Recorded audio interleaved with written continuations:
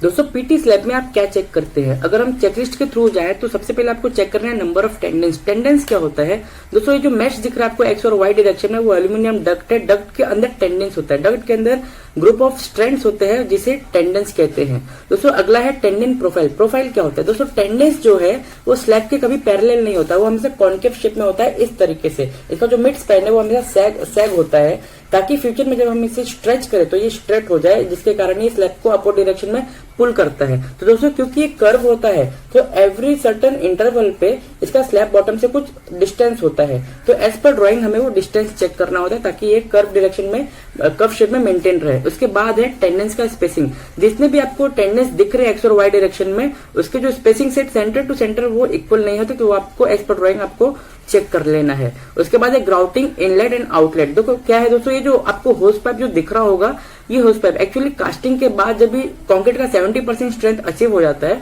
उसके बाद हमें स्ट्रेसिंग करना होता है। स्ट्रेसिंग के बाद हमें वो जो एल्यूमिनियम जो डक्ट है वो हॉलो होता है अंदर से, उसके अंदर स्ट्रेंथ के अलावा और कुछ नहीं होता। इसके लिए वो हॉलो डक्ट को हमको ग्राउटिंग करना होता है, वो हम इस होस पाइप के थ्रू कर देगा।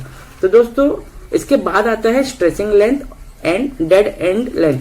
देखो इसके दो एंड होते हैं टेंडेंस के। जिस एंड पे हमें स्ट्रेसिंग करना होता है वो लाइव एंड होता है, जिस एंड पे स्ट्रेसिंग नहीं करना होता है, जो हम स्लैब की दूसरी ओर बीम के अंदर बल्बिंग करके छोड़ देते हैं, उसे डेड एंड कहते हैं। तो उस डेड एंड का भी लेंथ होता है कि वो बीम के अंदर कितना अंदर छोड़ना है मिनिमम। दूसरा ये जो स्ट्रेसिंग लेंथ है जो लाइव एंड के पास होता है, वो बाहर हमको कितना एक्स्ट्रा स्ट्रैंड छोड़ना है ताकि हम प्रॉपरली उसको स्ट्रेस कर सके बिना किसी इनकन्वीनियंट के, उसे स्ट्रेसिंग लेंथ कहते हैं। तो वो भी एज पर ड्राइंग आपको चेक कर लेना है। उसके बाद आता है बस्टिंग रेनफोर्समेंट। दोस्तों बस्टिंग रेनफोर्समेंट क्या होता है? ये एक बॉक्स टाइप रेनफोर्समेंट होता है लाइव एंड के पास ही, जो एज पर ड्राइंग आपको चेक करना है। इसका पर्पस क्या है कि समझो अगर आपने ये प्रोवाइड नहीं किया तो बहुत बार क्या होता है, स्ट्रेसिंग करते वक्त ना कंक्रीट उसको टॉलरेट नहीं कर पाता और उतना सा पोर्शन लाइव एंड के पास का पोर्शन बस्ट हो जाता है। क्यों? क्योंकि कंक्रीट में जो लेटरल टेंसाइल स्ट्रेसेस क्रिएट होते हैं उसके वजह से ये स्ट्रेसिंग के वक्त बस्ट हो जाता है। तो ये जो आप बॉक्स टाइप रेनफोर्समेंट प्रोवाइड करोगे, ये क्या करता है? टेंसाइल फोर्सेस को नलिफाई करने का काम करता है। तो इसके लिए बस्टिंग रेनफोर्समेंट जो है मेरे ख्याल से ये बहुत ज्यादा इंपॉर्टेंट पॉइंट है। उसके बाद आता है नंबर ऑफ स्ट्रैंड्स पर टेंडेंस चेक करना।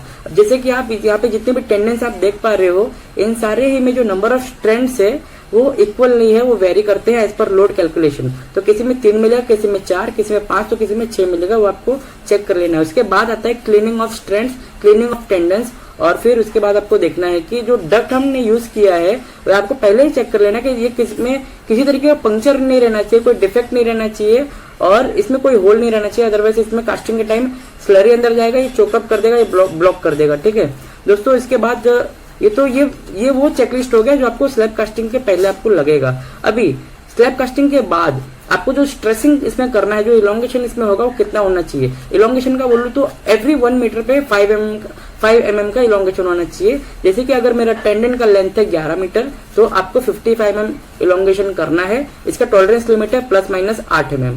और उसके बाद आपको स्ट्रेस कितना प्रोवाइड करना है? इसके इस स्ट्रेंथ का जो भी टेंसाइल स्ट्रेंथ है उसका 80% स्ट्रेस आपको प्रोवाइड करना है। तो दोस्तों पीटी स्लैब के लिए मेरी तरफ से इतना ही। अगर मेरी तरफ से कोई पॉइंट छूट जा रहा है तो आप कमेंट बॉक्स में जरूर बताएं ताकि हमारे व्यूअर्स को हेल्प हो सके। अगर आप मेरे चैनल पे नए हैं तो आप मेरे channel know civil engineering with Kundan को सब्सक्राइब करें। मेरी तरफ से इतना ही और मिलते हैं नेक्स्ट वीडियो में। तब तक के लिए जय हिंद।